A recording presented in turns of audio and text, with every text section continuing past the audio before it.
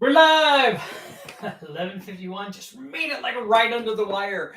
So that this is officially still a morning program. So get your projects done. Go get all that stuff taken care of. I'm excited because I'm going to be heading down to West Tech for too long here. Heading down and doing some more building and dyno testing and even some fabricating stuff because I've got to make some for the 2.2 liter Dodge turbo deal.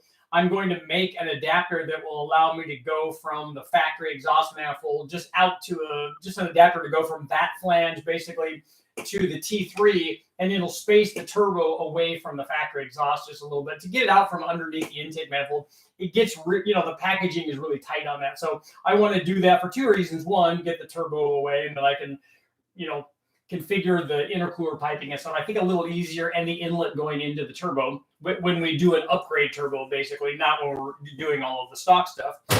But it'll also allow me to run different turbos on there, the T3 stuff, so bigger ones if we want to do that. So lots of good stuff, but and it's a fairly simple thing. It's not something that I can't just hole saw out and drill and tap and then weld. It basically just is it's two flange and a steel piece of tubing just hammer formed into place and then just weld both of those together, because quite honestly it just has to be kind of flat.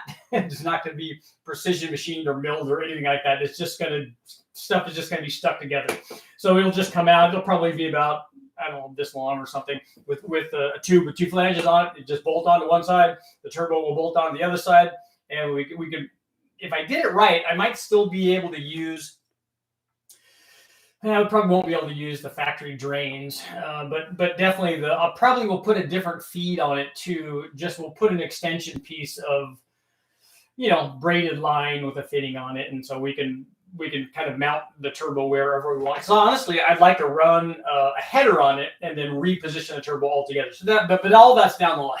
Got lots of see, that's the thing. Lots of cool projects going on to think about.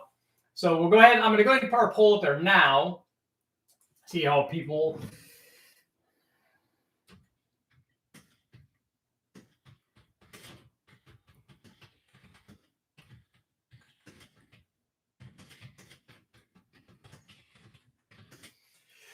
Is a DIY built motor better than a bought motor? So are you more on are you leaning more toward the I'm going to build it myself, or also I have to build it myself because buying a crate motor or a professionally built motor is just way out of the price range anyway, so I'm forced to do that?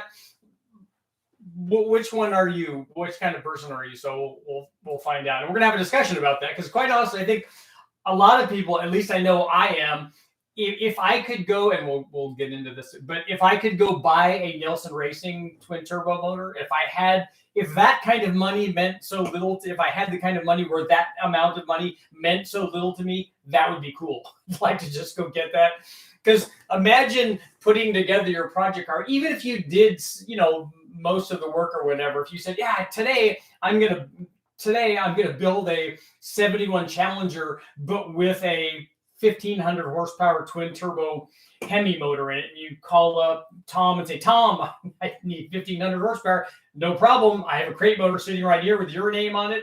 Good. Send it over so we can get it in right away. Imagine how easy the build would be if you just made calls and people sent out the 1,500 horsepower engine and the 1,500 horsepower transmission and the 1,500 horsepower rear end, and you just said, oh, look, I just bolt those in. This is all really nice. That would kind of be awesome. And it would kind of combine both the great things about doing some of the work yourself, but also, look, I don't have to spend all this time sciencing out a 1,500 horsepower motor and then hoping that my quality and my knowledge is good enough that 1,500 horsepower not only does it make 1,500 horsepower, but it does it more than once. It does it a lot and can be used all the time. And so that's kind of the good thing about that. But where most of us are, at least I'm sure people watching this channel anyway, where most of us are, we're not going to go get a Steve Morris motor or Tom Nelson motor or whatever. And both those guys do amazing stuff.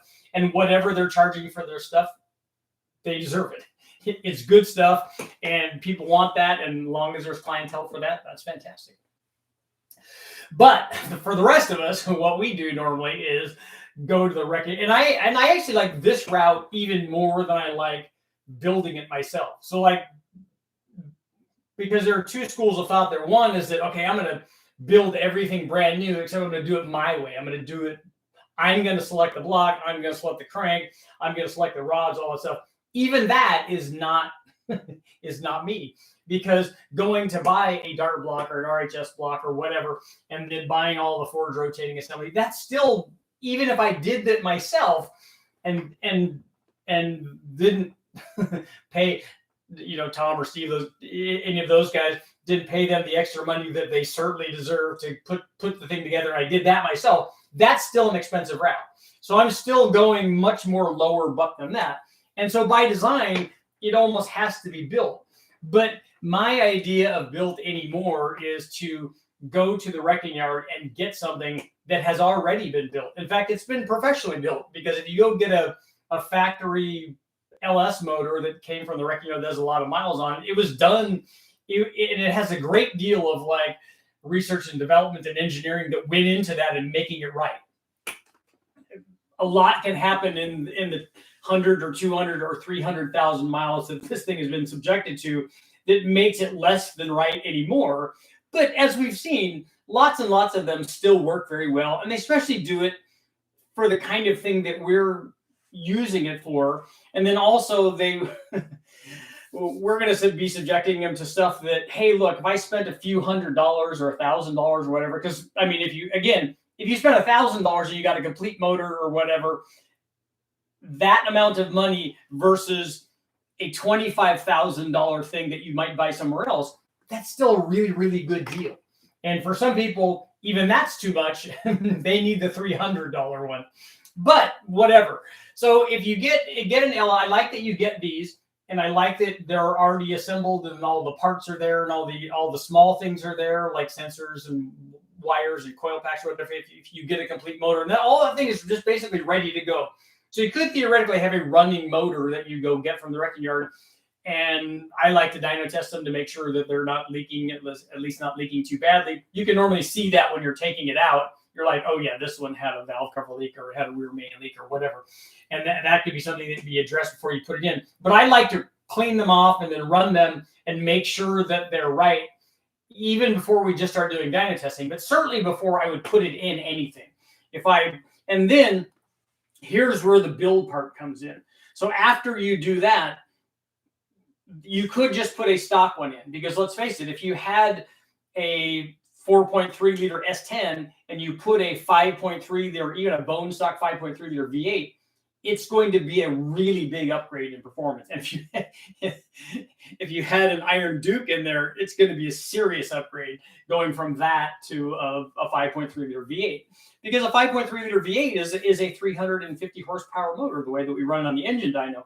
And as I've shown in some of the videos previously, that's as much power as any of the factory hopped up small block muscle car motors ever made. At least any of the ones from Chevrolet anyway. Those are all around 350 horsepower motors.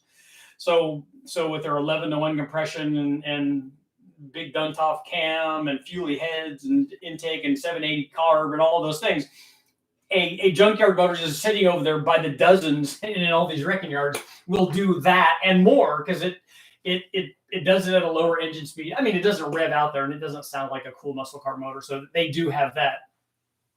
But it does make that kind of power. So just putting a stock one in, you'll have that kind, at least that kind of performance, which is good. And then you have then what I would think about is, and what this channel is now what do I do? Okay, now I have this motor. How do we make it better? And that's really what this channel is all about. So it's not like I'm going to build a motor and show you guys how to build the best motor ever. Okay, this is the best combination. I make this combination and it's better than all the other combinations that everybody else out there offers. And you should buy my combination because it's the best one. I don't do that. First of all, I don't compete on a personal level with other people. I don't call Tom Nelson and tell him how much better I am than him. For one, I would just be lying. And for two, it would just show insecurity and insincerity on my part. I don't do that to anybody, because there's no need to do that. But if you're going to put something together and you're going to make it better, so if I go get some from the wrecking yard and you want to make it better, it's pretty easy to do that. So you take a junkyard motor. Now what things work to make this better. And this channel is about me showing you running 10 different cams. Again, I'm not selecting the 10 best cams. I'm just testing 10 popular cams that are within a range that represent most of the other cams from everybody else that are in this range. If you buy a 210 cam, it's going to kind of do this. If you buy a 220, it's going to kind of do this, and a 230, and then you're going to run into piston valve clearance and break something. So don't go there. Or if you keep a stock cam, it does this. A lot of guys get wrapped up into, well, this cam from this guy over here does this. Well, that's fantastic. I've never tested that camshaft, but having tested 100 or more, hundreds of cams, I can tell you that his 212, 218 cam is going to be an awful lot like the 17 other 212, 218 cams that I've run. So I would almost bet going in that here's what it's going to do. And if it's a little bit different, I can tell you which direction different it's probably going to be. But it's going to work. And so if you take the data from this thing and don't use it as an absolute, use it as a guide. Hey, I want a motor that makes 400 plus horsepower out of a 5.3. Great. There's only about 50,000 different camshafts that you could put in there that will do what you want it to do. There isn't just one. There isn't even just two. There are dozens and dozens, probably not 50,000. And maybe there would be if you kept doing custom camshafts. But there are literally dozens and dozens of cams from various different manufacturers that will all do that. And worrying about whether the one that you pick is the absolute best one, it is, because you just picked it. And so you should stand up and go, yeah, I picked this cam. I wanted it to do this, and it does that. That's winning. That's actually the definition of winning. So that's the build part of it for me. So get one of these motors that's already built, get it from the wrecking yard, clean it off, give a couple of Hail Marys, put it on the dyno. It works, or even on the 4.8 case of the 4.8 recently, it didn't work, and then you fix it, which is fairly easy to do. I should have just done more research before I grabbed that motor, but grab one of these motors. It works in stock form. Now, what are you going to do? What upgrades are you going to do? The nice thing I like about that is because as much as I have in the past and can build motors from just completely with just nothing but parts, even with nothing, just ordering all the parts and getting together, it's nice to do a junkyard motor, whether it's a small block Chevy or big block Chevy or LS, or if I ever got a Coyote from the wrecking yard, that would be the same thing too, where most of the things are already working. So in the case of an LS or small block Ford or whatever, okay, let's do a cam upgrade. What are we going to need to do to put the camshaft in? Well, we got to think about piston to valve clearance. We got to think about valve springs. We got to think about maybe push rod length, depending on what's going on. Think about rocker arms and other things with the heads, like retainer to seal clearance and things. So when we're doing that on our build, our camshaft upgrade, we have a list of things that we have to definitely take a look at and make sure that they're right while we're changing something. Because when you change something from the way that it was originally, where it was designed to run, we know that we're going to run into potential problems. So if we cure all those potential problems, do the upgrade, put it on there, make it run, it works, that's fantastic. We've just done our build, and we've done it ourselves. We've done our own cam swap, which worked out really good. We scienced out all the things, and by science out, I mean, even if you didn't take the measurements, if I tell you that you're going to put or Matt tells you can put a sloppy stage 2 cam in, you can run this packed spring, and he's done it 100 times, you just put it in there and it works and it's fine. That's still sciencing it out, because at least you took the time to go online and go, hey, I want to run a sloppy stage 2. Does it work? Yes. What springs do I use? Oh, well, here's the springs that everybody uses with that. They're cheap and they're easy to put in. You've still done that sort of homework, at least that much homework.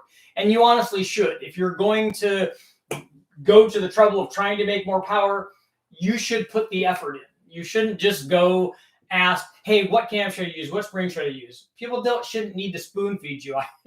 It drives me nuts to post things on social media and just have guys constantly saying, well, I need a link to that. Is there a link to the spring? Is there a link to the cam? Like, dude, it lists everything in the video that was in that. Well, I need a link. No, you don't. You need to get off your computer and start doing things in the real world. Or at the very least, when you're on your computer, do a search. The question that you just asked me, if you would have put that in a search engine, the answer would have come up. And so do that. At least do that before you start asking for people to spoon feed you. Because if you're somebody that needs to be spoon fed, you probably shouldn't be doing that project anyway. So I want to see how our poll is doing here. Is a DIY built motor better than a bought motor? 70% saying yes and 30% saying no. And like I said, I would. It's like this is like choosing between. Would you rather have an LS turbo LS swapped Fairmont that can beat a Ferrari, or would you rather have the Ferrari? It is cool to have some kind of sleeper and beat a really expensive car. And, show the guy that's making all the money that you just represented on him. That's all nice. But if you did whatever you need to do in your life to make the kind of money that guy made and have the ability to have the Ferrari also, because if he has that, he can also have the Fairmont with an LS in it. So again, he can have both of those. So he could go out and be both guys. He could go out and beat up on his buddies in his Fairmont that also have Ferraris and McLarens, but he also gets to drive a Ferrari and a McLaren. So that's also good. So there's no bad thing there. All of that works well. So let's see what you guys got going on. Let's see. I'd go bought if I were the builder and the price was reasonable. See, there you go. See, that all of it's good, man. Car peeps. Garrett.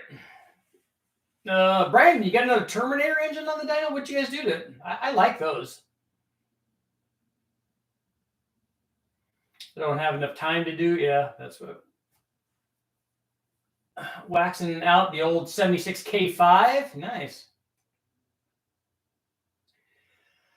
I bought a surprise. It was an 86 Trans Am with a built 383 by Larry Holt. Matchboard head, stock TPI, 90 sleeper. Nice. Built all the way. Bought some hotter coil packs. Okay. Is the coil pack a problem with those Sentras? Building a 347 engine for my Mustang convertible.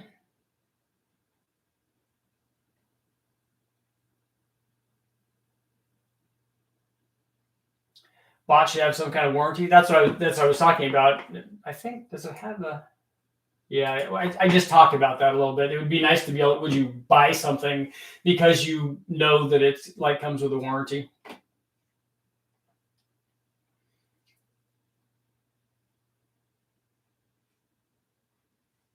I built my own, but I trust our professionals work more than my. I can tell you that every time.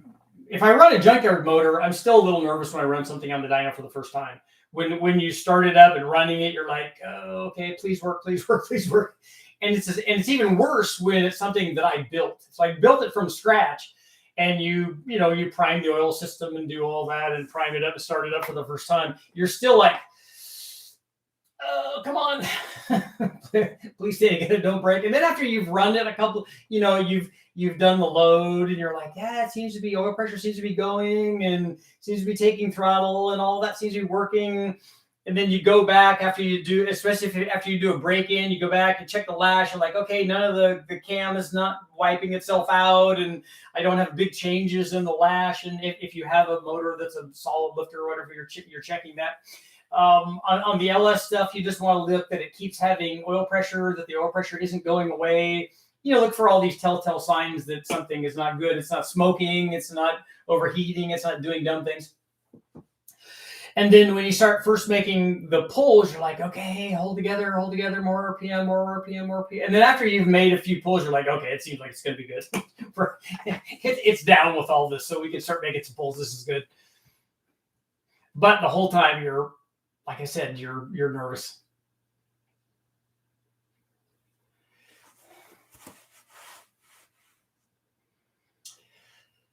I'd rather buy my own CNC if I had a big disposable. So you want to buy a CNC machine so you could do heads and stuff?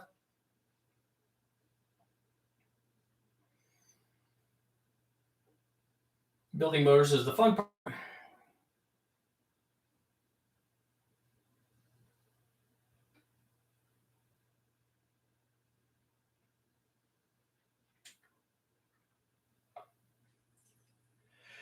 Bill, if he's poor, he's not going to be able to buy a Hellcat.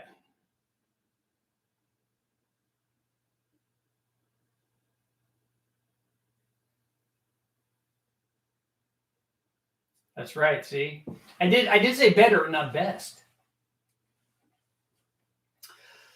Stango Niner, cheers from St. Thomas. Nice.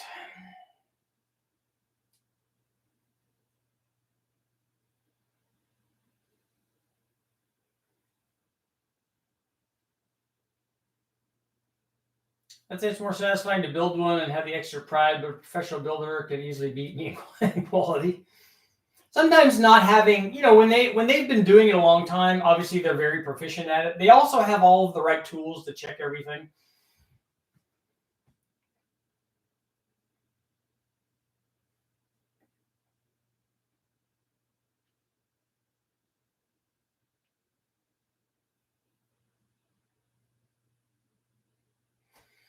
Can't get stock Pontiac engines that don't need rebuilt anymore. Yeah, you're probably not going to find too many of those. Although aren't there people that offer like rebuilt ones or even short blocks and stuff for those?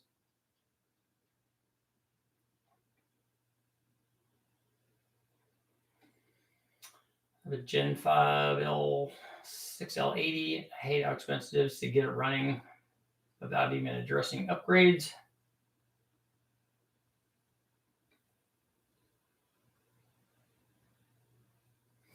If you already have a turbo, would you ever run a smaller cam to make less horsepower and run a pressure ratio in a more efficient area of the turbo's compressor mount to make the turbo more efficient?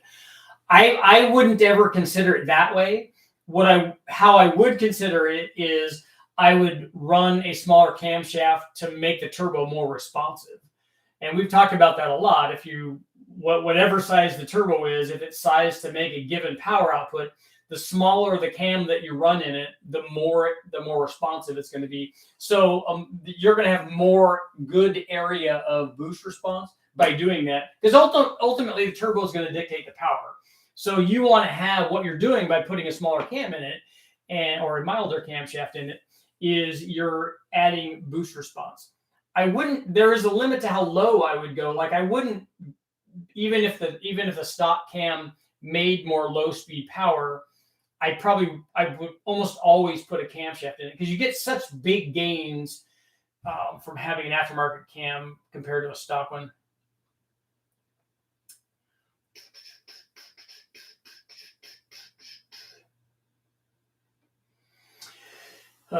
Jack,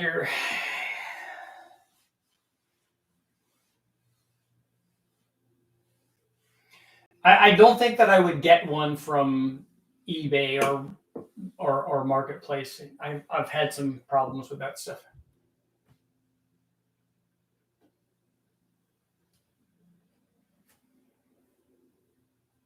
I have run Blueprint stuff and I've run the ATK stuff as well.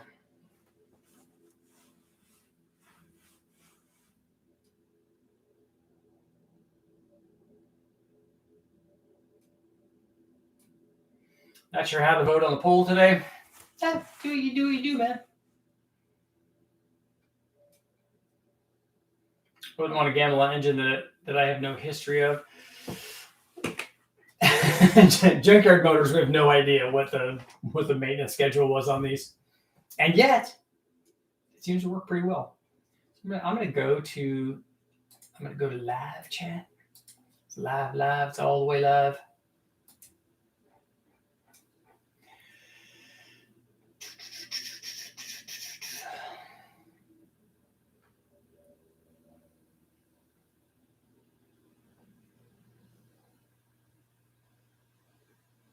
Let's see.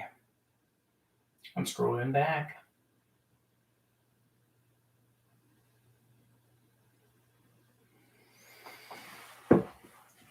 I see most engines as cores unless they're running in drive vehicles.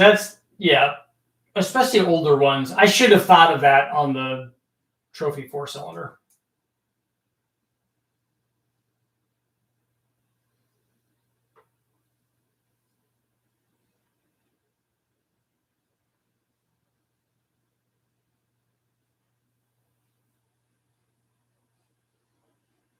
I feel I could build a better one than buying one.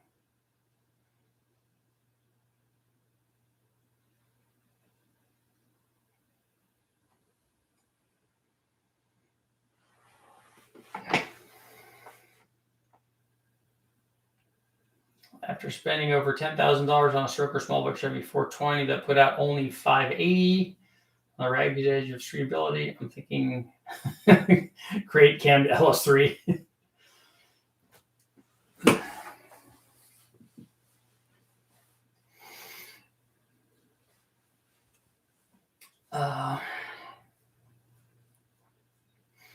I don't think a cammed LS3 is going to make 100 more horsepower than the 580 horsepower 420. At least no LS3 that I've ever seen is going to make 680. I emailed BTR. They're very helpful with my combo. They've seen a lot of them, so they know.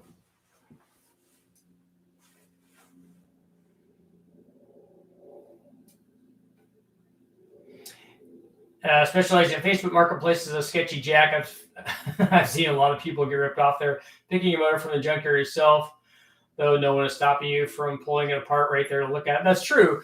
And the thing is with, and it used to be, it's getting more expensive now with wrecking yards, but it used to be, it was so inexpensive especially if you pulled it yourself, for a few $100s or whatever, you could get a running V8. And honestly, if something was wrong with it and it was a core for $300, that's still a really good deal.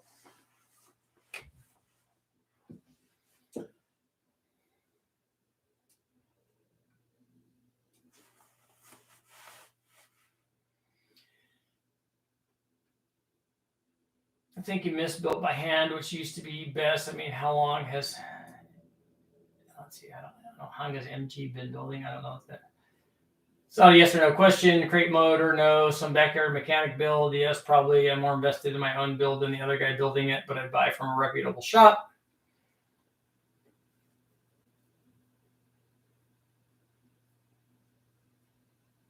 Help me find a job working for that guy.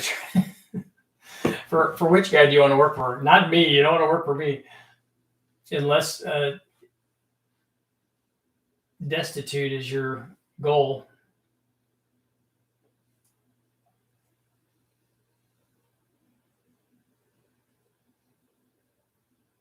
Oftentimes, crate motors are better because it's a better base to start with because it has all the good parts in it. So it started from the ground with the junkyard engine. There's always going to be that argument. If you take a good example is that B15 crate motor from GM. It's got a good block, but it has a few things, and it has it's supposed to be boost ready, but it has a few things that I would naturally change. But maybe the crate motor guy, this would be less of a concern. But something that's boost rated for me, especially in LS, and especially given the power that we've made with these things before, even with just junkyard ones, it doesn't have head studs in it. It has factory springs in it. It's got a really mild camshaft. I would almost like them to not include the camshaft and include head studs and include valve springs. I'd rather buy it that way because I'm not going to run an LSA cam in there or even an LS9 cam in there. Not that you can't make power with those. If you just, a crate motor guy might take that motor and just put a Whipple on there and put it in his, Resto Mod 69 Chevelle or something and drive around like that. And that's awesome. And it would drive around to be nice and with a blower on there, it had more than enough power to spin the tires. So maybe that's the target audience. But for me, I would like something, different. And I don't think that I'm asking too much for a motor that's designed for boost, that's boost ready, for it to have, head studs and also valve springs that have enough to put like a reasonable camshaft in it. I was having problems with spark quench, so I got hard coil pack. Spark gap was at 15. Do you know is this an aftermarket ECU or anything? Can you change the dwell for the coils?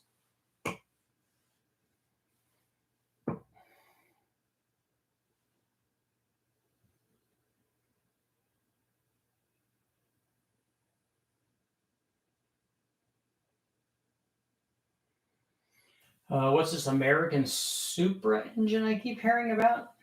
Isn't the Supra engine now a BMW engine? But are you talking about the American engine that guys are saying is comparable to a 2J? I don't think that there is anything that actually is that.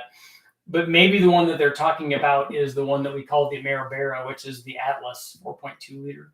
The nice thing about it is it's bigger both than the Vera engine is, and it's a lot bigger than the Supra engine is. And so it makes a lot more power NA to start out with. But it's never been proven, at least not from a stock block kind of standpoint, that it can make anywhere near what that 2J has made, what guys have made out of those 2Js.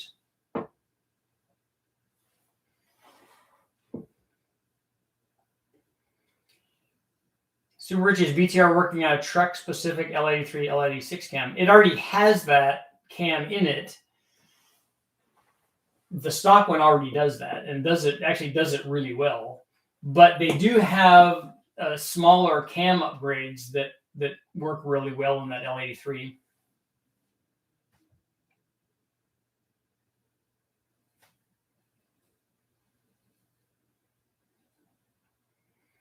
I want to order the Summit Racing 450 HO 420 torque. The crate motors are attractive, especially if you have lots of stuff and you can just get it as a long block or a short block. My son and I actually built a 5.3 with a Truck Norris cam spring upgrade based on your videos. That's great, and it's cool to do stuff with your son and show him why you like what you like and maybe get him into it.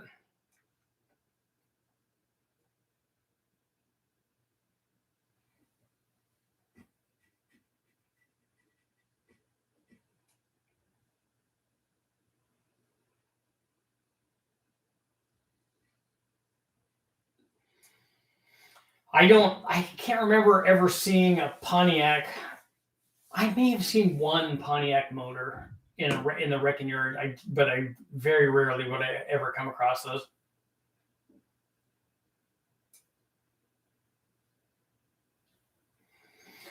The nice thing, and one of the things I would recommend to guys that are just starting out is if you want to learn how to build motors, a wrecking yard motor is a really good way to do that.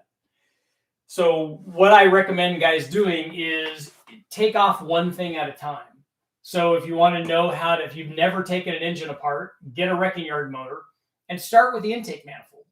Take the intake manifold off, take all the bolts off. You'll learn which, and since all of this stuff is available online, it's a lot easier now in the YouTube era that you can go on there and if you do a search for how do you swap intakes on an LS, there'll only be like umpteen million videos on how to do that.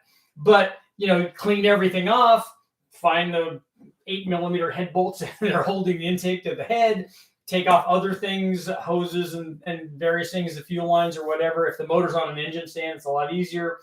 But take it off, clean everything off, and then put it back on. And then once you've done an intake swap, you've done an intake swap. And that's how you start. And if you've done that once or twice, you're like, okay, I'm pretty comfortable with that.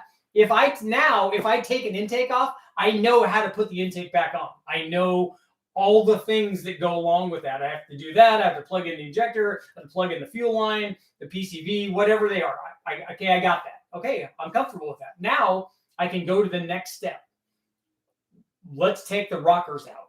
So now I take the coil pack off, unplug them from the spark plugs, take the coil packs off, take the valve cover off. And then maybe you stop right there. Maybe you just, okay, I'm gonna put the valve cover back on, put the coil packs back on, plug all those in the right spot. Okay, I got that. Now let's dig into the rockers. So I've taken those off, taken the coil packs back off, taken the rocker, taken the valve cover back off, and I know how all of this goes. Look, that lines up. They just screw in there. All that's good.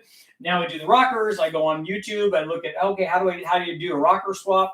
Or how do you take off the factory rockers? Okay, look, those are all 5/16 or 8mm heads. I shouldn't undo the ones where the rocker is pushing the valve down, because then now that has spring pressure on it. But I can undo all the other ones, unbolt all of them except the ones that have spring pressure on them, rotate the motor, take the spring pressure off of those, undo those. You lift off the whole thing as one assembly and go, oh, okay, so that's how to do it. Now put it back on and fit and finger tight all those, tighten them all down, and then rotate it, tighten the ones that would have load on them, tighten all those down, put your valve cover back on, put your coil pack back on, and then now your intake is on, and now the rockers are back on, and you've done a rocker swap. And you're like, okay, that was actually not that bad. Take pictures of everything before you do it, or video of everything before you do it, and then start doing it and go, oh, it's got to go on like this. And the thing is, as you're doing these things, and let's say that while you're doing this, you don't take the load off the spring, you just unbolt it, maybe you strip the thread on that head, it's a junkyard motor. This is all learning experience that has value. And so now you've hurt something and it's cost you money, but experience costs money. That sort of knowledge has value. And that's what I said, even if it costs you another set of heads, or learning how to heal a coil head, also good information. So you can learn all of these things one step at a time. And then now that you're comfortable with taking the rockers out, you take the push rods out. Now I can think about, how do I swap a cam? Well, you're already pretty far into it now. You don't have to take the intake manifold off. That was a good thing to learn. But you've taken the rockers out. You've taken the push rods out. You have to do the same thing on the other side. No problem. I know how to do that. Works on one side, works the same on the other side. Now I got to take the camshaft out. So now what do I need to do to take the camshaft out? And again, you just go step by step, learn each thing one at a time, become comfortable with that part of the swap, and then go on to the next thing. And then pretty soon you're swapping a camshaft. You're like, dude, I could totally do that. That's not hard. I've already gone through all the steps. I have video to back me up if I need to do it. This shouldn't be hard at all. And that's how we learn.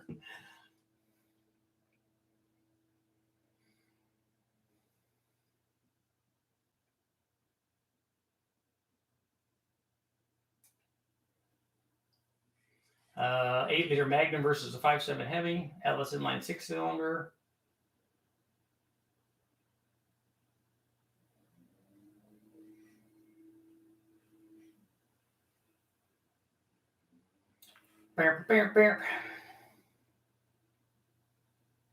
People saying my built engine is better, must have a lot of measuring equipment. That's the thing. That's what I'm saying about professional engine builders have all of those things to ensure, and especially guys that build dedicated race motors, it has to be right.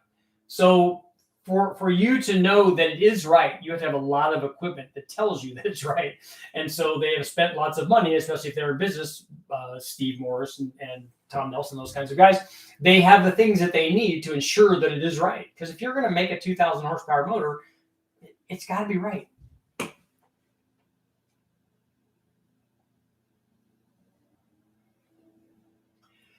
Yeah, Calvin is cool. Calvin and his dad.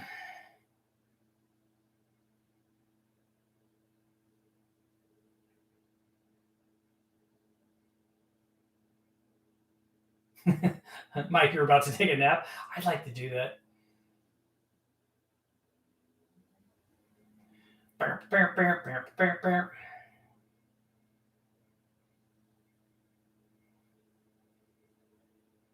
scrolling back. I'm trying to find out my stopping point here.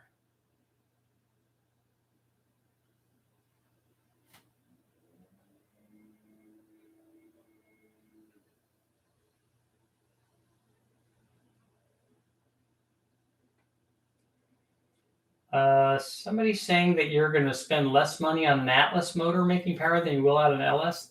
That's not accurate. Having done both of them.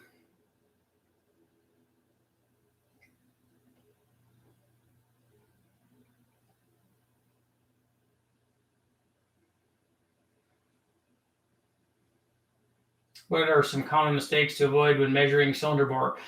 The thing that I find is make sure that it's repeatable. Also, when you're measuring cylinder bore, you have to do it in multiple places to see if there's taper to the bore.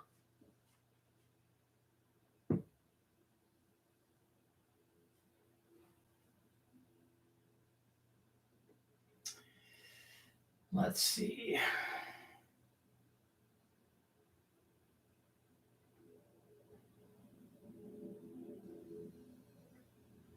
Yeah, I saw Norm Freiberger recently disclosed he wanted an Omni. That was one of the 5 cars that people wouldn't think that he would want.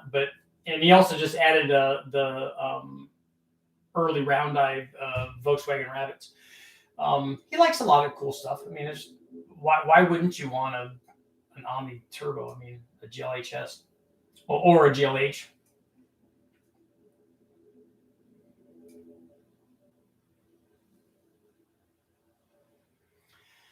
Build is better, maybe, unless it's Edelbrock. Let's see.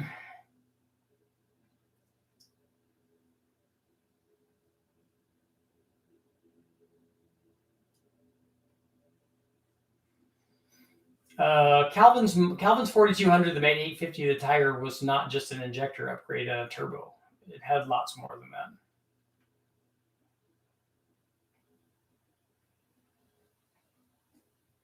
And I'm a fan of the 4200s. I think that they're cool. You don't want to compare them to something that's a liter bigger than them, because that that's like the 4200 versus a 3-liter 2J. A 2J, if a guy puts lots and lots of money into it, the block is very, very strong. I would say that a 2J block is probably stronger than the aluminum 4200 block is. But all the way up to whatever the maximum level of the block is, the bigger motor has an advantage because it's starting out with a whole bunch more power and a whole bunch more torque. And I'd like to see, I haven't ever looked at them directly. I would bet that a 4200 head flows more than a 2J head does, just right out of the box. And I haven't seen any of them ported like to the nth degree to see which one of those ultimately could flow more. But if you put rods and pistons in them, you're probably not going to break a crank unless you're going for 2,000 horsepower or whatever. You put rods and pistons in them like guys do, port the head and put cams in it. The bigger motor is going to make more power all the way up until the point to where you find out whatever the limit is, the strength limit of something. I'm assuming you do all these other things correctly. Find out the strength limit of like the block is. And I think that a 2J block ultimately is going to take more power. But how many of us are trying to make 1,500 or 2,000 horsepower from these things?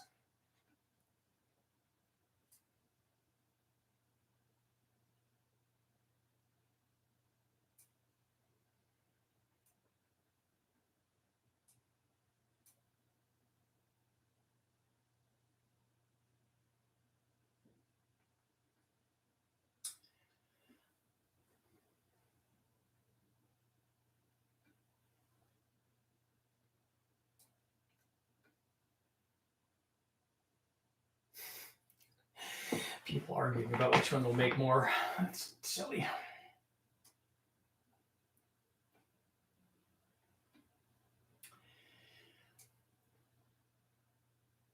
You know this guy's trolling, right? You guys all realize that?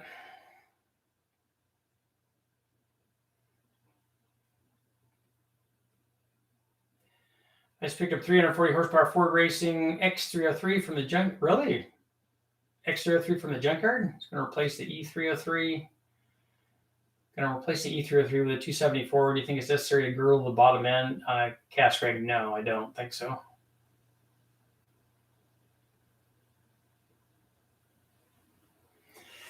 I want to make 300 horsepower. Can I with a 350 engine and a Vortec 062 head and cam? Yes, easily.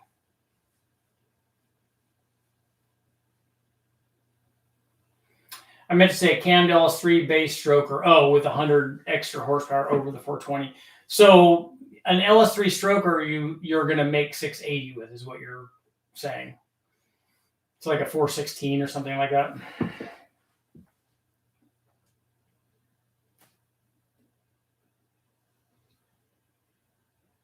Change the dwell to 3 from 1.8. It's an OM ECU tuned with HP tuners.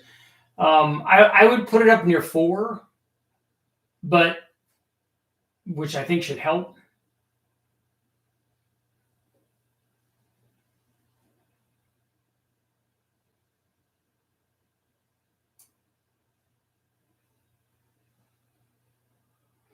Oh, my mic, yeah. I was filming earlier, so we had to get it out of the way.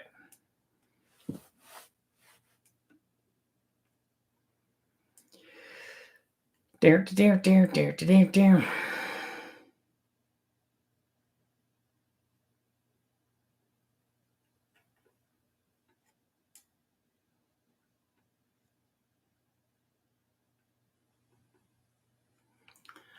A wise man once said a 5.3 will run longer with a rod neck and all the check engine lights on than most motors will run even in good condition. Time for a new book, 1,000 horsepower for dummies. I should do. I mean, I have 1,000 horsepower videos up already, but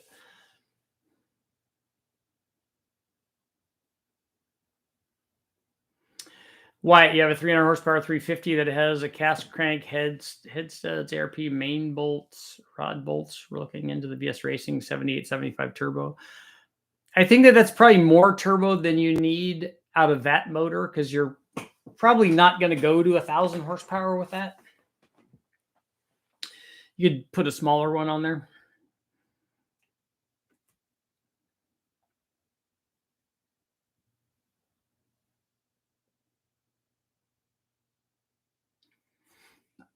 David, you want to put an L8T in there?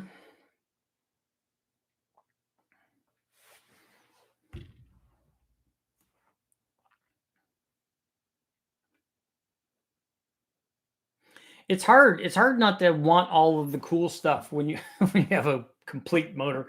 I mean, I went through that putting the 2.2 Dodge motor together. Oh, I gotta have this. I gotta have this. I gotta have this. Now,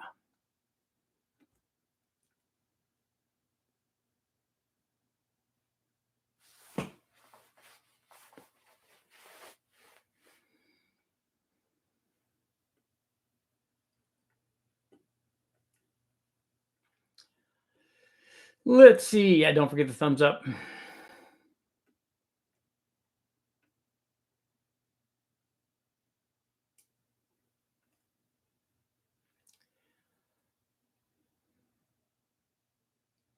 Piston question: if you mill the piston tops down on a flat top piston, does it lower compression?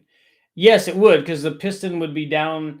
If let's say you have a flat top piston and the piston is at zero deck, which means it's just even with the deck surface of the block, and you mill that down for what, I don't know why you'd want to do that, but if you mill it down, now it's going to be, depending on how much you mill it, 5 or 10 thousandths down in the hole. Two things are going to happen. One, it's going to be lower in the hole. It's going to lower the compression. And also, you will have milled off part of the strength of the piston, because now, let's say it had 200 thousandths thick from the ringland up to the top of the piston, and you took 10 thousandths off of that. Now it only has 190 thickness. So you've weakened the piston also.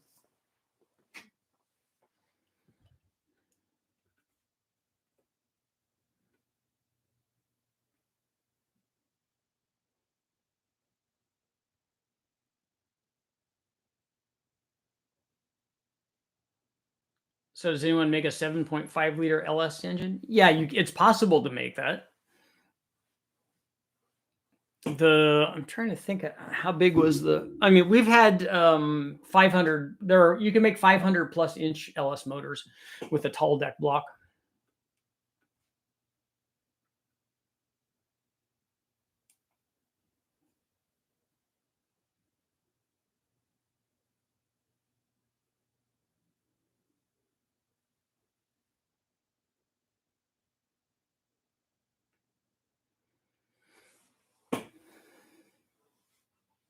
Does anyone know about the Chevy head casting, the 487X? I'm not familiar with that casting number.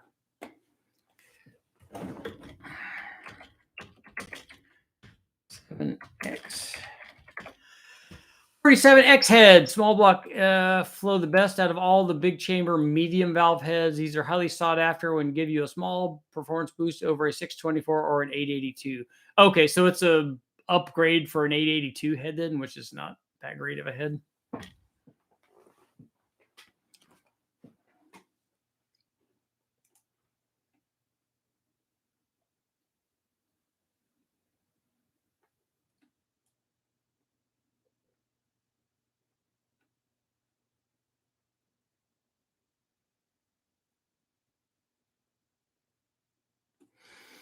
Yeah, that's not going to be a great head if it's only minimally better than an 882.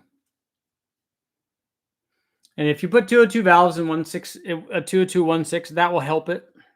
Maybe do a little bowl work.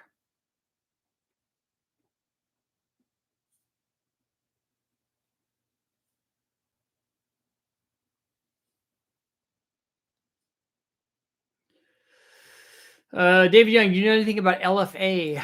I don't think so.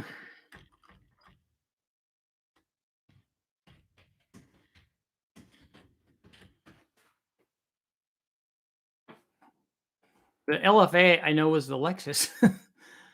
Okay, so this is here is On All Cylinders is a good place to find out about this stuff. I don't think that there's anything special about it. Hybrid Vortex 6-liter. AFM and VVT, mechanically similar to GM's LS base motors.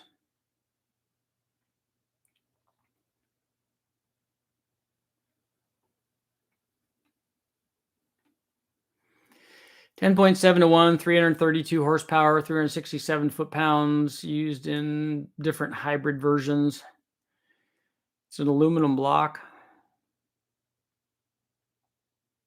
So, and if it's 10.7, that's pretty good. That means it's a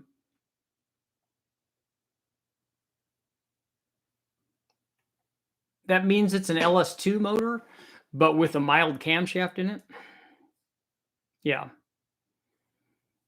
And yeah, it's a 200-208 duration. It's a little bit better than a LM7 camshaft. Intake manifold, truck style. I'm assuming that, does that have the early truck manifold, or does it have the Trailblazer SS style?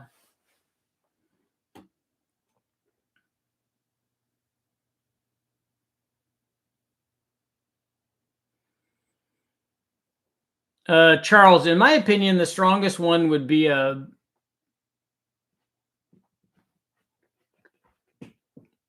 I'm thinking L31 Vortec motor. When does a rotating assembly need to be balanced? New rings, I wouldn't balance it. We never did. I cut all the rings and done that. Different pistons, yes. I have a 4.8. Is the BTR stage 2 cam better than a stage 3 with a 2800 converter? I would pick the stage 2.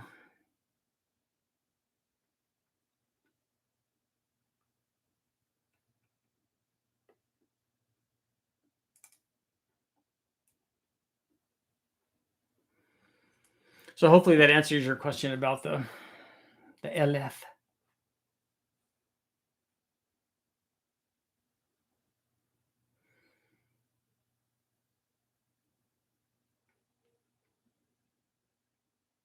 It would be interesting to play valve vents with a double overhead cam V8. We've done that on modular Fords.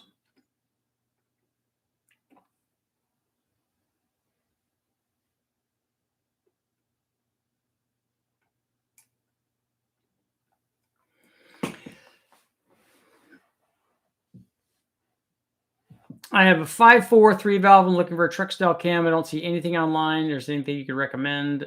I think Comp Cam has, or they did. They have 3-valve cams. I know that they do because we've run them before, or at least I know that they did. 5-liter.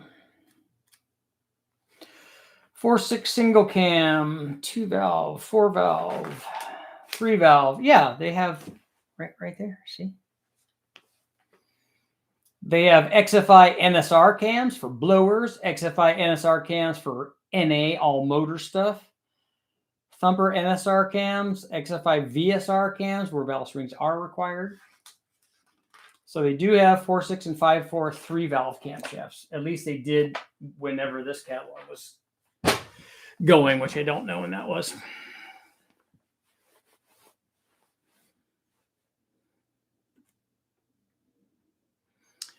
Wyatt, it depends on the. I'm sure you're asking what size should I be looking at. The question is, what size turbo should I be looking at? You should be looking at the turbo that's sized to make the kind of power that you ultimately intend to make.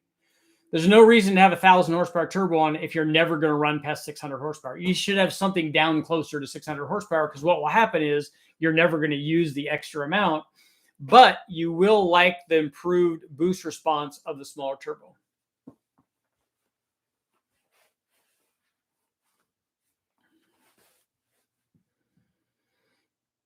Yeah, Mike, probably a GT45 would work fine.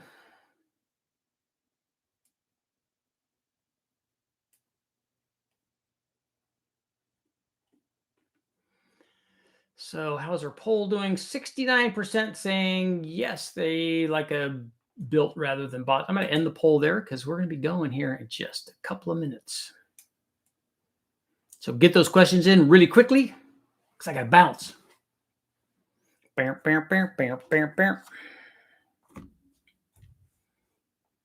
we at? Where are we at? Where are you at, yo?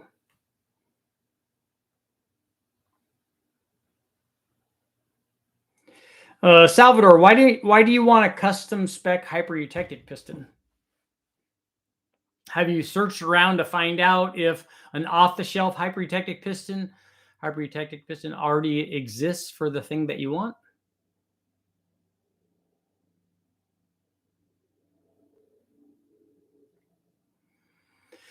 Hello, I'm breaking in a Gen 5 LT engine built for boost, driven at 400 miles, and I have some blow-by. I believe that the rings are steel or stainless. Not sure.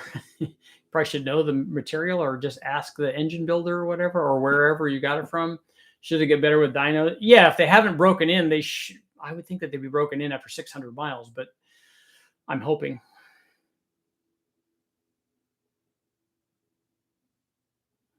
How do you like the Texas Speed line of LS short blocks? I take that back. I have tested one of them, and the one that I had, it was a 416 stroker that we ran, and it worked great.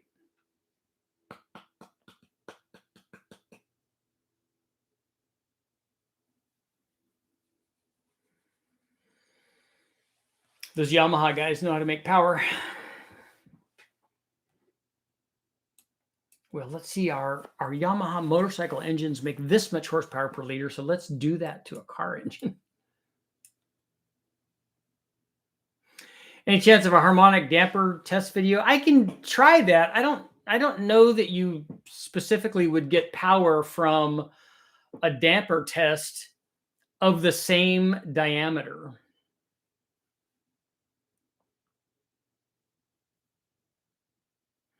Can you talk about timing relationship with the 85? You should be able to add timing with the 85. Do you need more detail than that?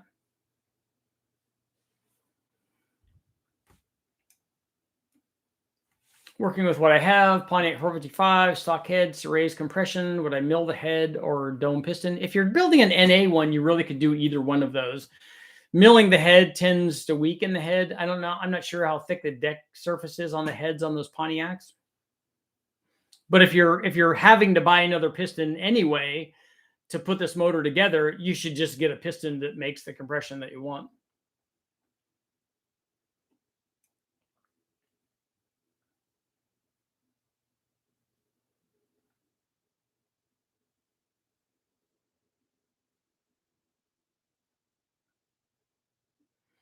It's a 5.7 heavy, and I want to drop the compression to 8-1. I know it's not necessary. Aftermarket pistons, forged. Can I find not? You can't find a cheaper hyper-eutectic one? Have you looked at different cylinder heads that have different chamber volumes?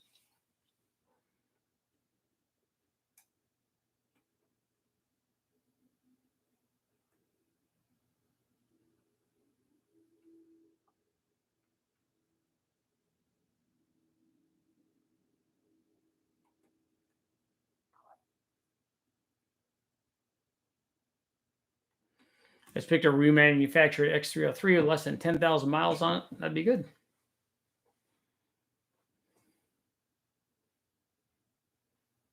Turbocentric exhaust ports are 1.25 inches. I can port it out to 1 3/8 inch. Bigger is not necessarily better on the exhaust ports. And I would be much more concerned about if you're doing porting, I would port the intake ports, but the opening part of the port is not where you get flow from.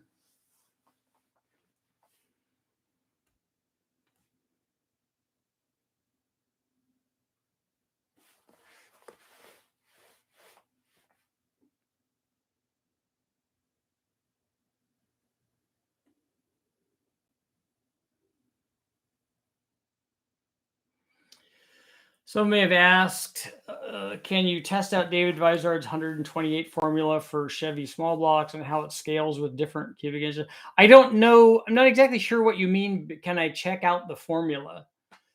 We know that tightening the lobe separation angle is going to improve average power production. The problem is that it also hurts idle quality. And so a lot of guys don't want that for their street cars.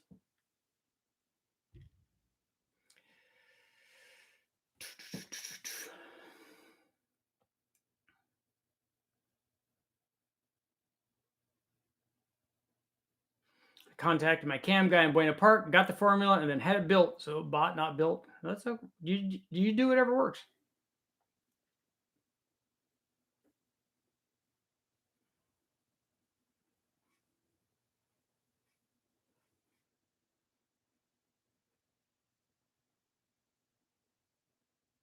Good machine shops are getting hard to find. 1 more minute.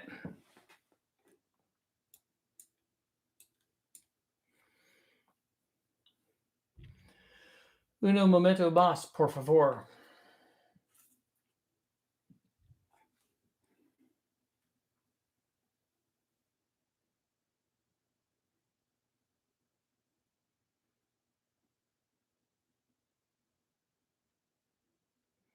Mike, you tore the roof off your 67 Mustang with too much power? Did you flip it over or something?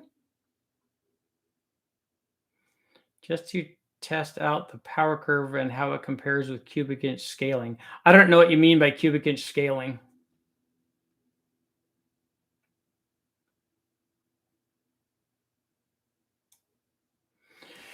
What's your best guess on the maximum power potential of a 6.4 Hemi? You can on any stock 6.4 Hemi, you could easily get to the limit of the rods and pistons without any problem.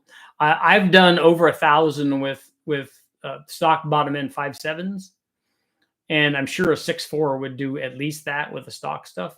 And I don't know what you mean by the max power potential of one of them. Are you talking about one that's modified and has ported heads? Is this NA? Is this turbo? What are you talking about?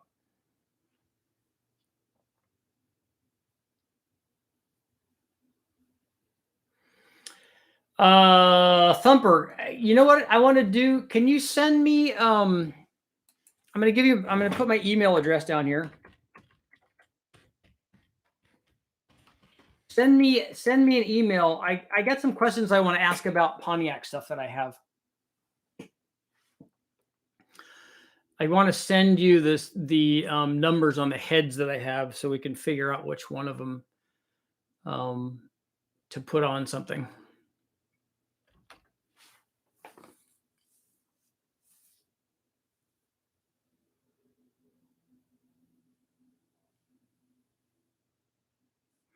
My engine guy says run a small cam and boost it with a size turbo for how much power you want. That sounds like that guy knows what he's talking about. It's my kind of guy.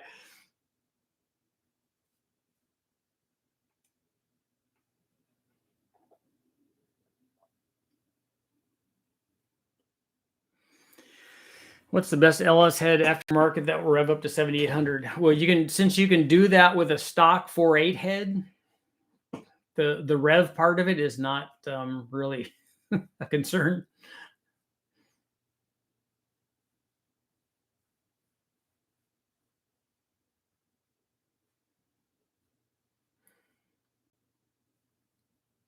I don't know what those Hemi blocks will take. I don't have a feel for that, but we know that the stock ones will go over 1,000 horsepower.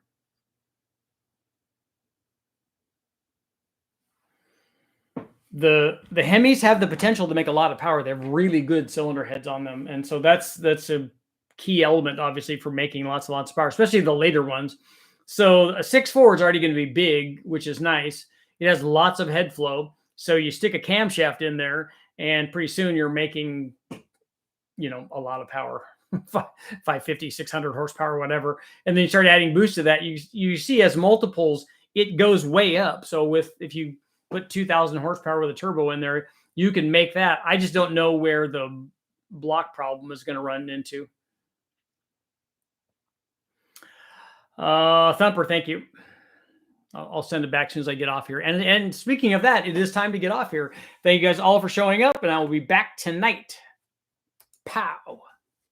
Sing to the moon.